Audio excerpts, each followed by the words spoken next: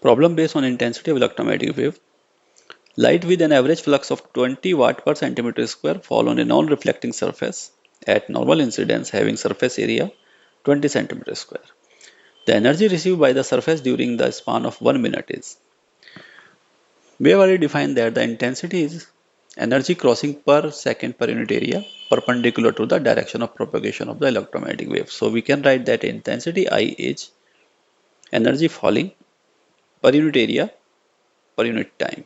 So I equal to A by AT. In the question we are given that intensity is 20 watt per centimeter square. Energy we have to find. Area is given 20 centimeter square and time span is given 1 minute, that is equal to 60 seconds. So energy received by the surface being the non-reflecting surface will be equal to I into A into T. Substituting the value, it will be 20 watt per centimeter square into area is 20 centimeter square into 60 seconds. Unit centimeter square get cancelled, so we will have 24,000 watt second, and it will be equal to 24 into 10 raised to the power 3, and this watt second is actually joule. So option C is the correct option.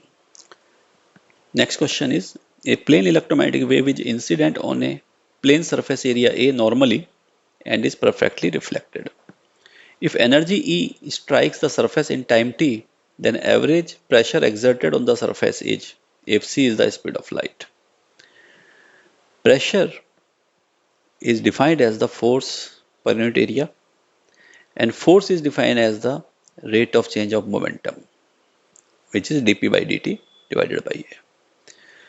So first we have to find the change in momentum. For change in momentum, we know that radiation having the energy E will have the momentum P equal to E by C. And because surface is perfectly reflecting, so change in momentum will be equal to 2E by C. If this is surface, E by C is the momentum of incident radiation and E by C is the momentum of reflected radiation. So net change in the momentum will be double of E by C. So we can replace the value here. The change in momentum is 2E by C, and this is taken time t as per question. Energy E strikes on the surface in time t divided by the surface area A, which is given in the question. So it will be equal to 2E by A into C into T. Hence option C is the correct option. Next question is, light with an energy flux of 25 into 10 power 4 watt per meter square falls on a perfectly reflecting surface at normal incidence. If the surface area is 15 centimeter square, the average force exerted on the surface is.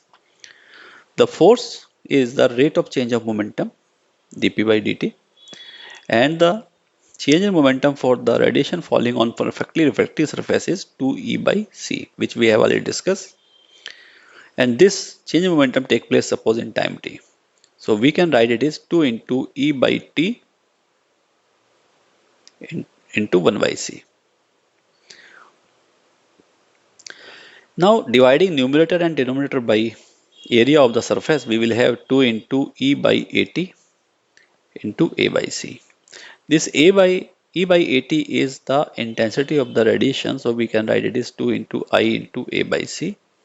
And now substituting the value, it will be 2 into intensity is 25 into 10 raised to the power 4 into area of surface is 15 centimeter square, so it is 15 into 10 to the power minus 4 meter square divided by, and speed of the radiation is in free space 3 into 10 to the power 8 meter per second. So on simplifying, we will have 2 into 25, that is 50, into this 10 to the power 4 will be cancelled out by 10 to the power minus 4, and it is 15, so it is multiplied by 15 divided by 3 into 10 to the power 8. So we can write it is cancelling by 3, we will have 5, and it will be 250 into 10 to the power minus 8, or it is 2.5 into 10 to the power minus 6 Newton. Hence option B is the correct option. Next question is, the mean intensity of the radiation on the surface of Sun is about 10 raised to the power 8 watt per meter square. The RMS value of the corresponding magnetic field is closest to. We know that average energy density of the radiation is epsilon naught E square, and speed of radiation is E by B. This implies that intensity will be equal to energy density into speed of radiation, and it is equal to epsilon naught E square into C. Replacing E from the formula, we will have E equal to CB. So this will be equal to epsilon naught CB whole square into C, or epsilon naught C cube into B square. To find the magnetic field, B square will be equal to I by epsilon naught C cube. So this implies that B is equal to square root of I by epsilon naught C cube. Now we have to replace the value. This will be equal to square root of intensity is 10 raised to the power 8 watt per meter square divided by epsilon naught is 8.85 into 10 raised to the power minus 12 coulomb square per Newton meter into speed of light. This is 3 into 10 raised to the power 8 meter per second square. It is cube. So in simplifying, it will be,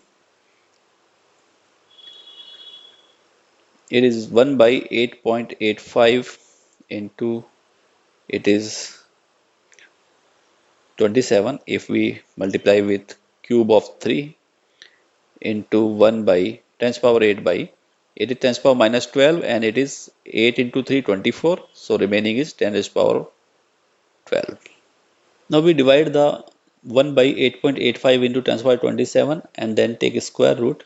It will give 0.64, and on dividing 10 to the power 8 by 10 to the power 12, it will come 10 to the power minus 4, which on taking the square root will give 10 to the power minus 2.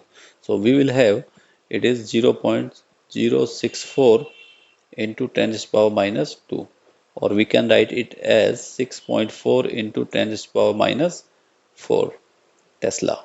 So as an order, it will have the order of 10 to the power minus 4 Tesla for the magnetic field. Therefore, option C is the correct option.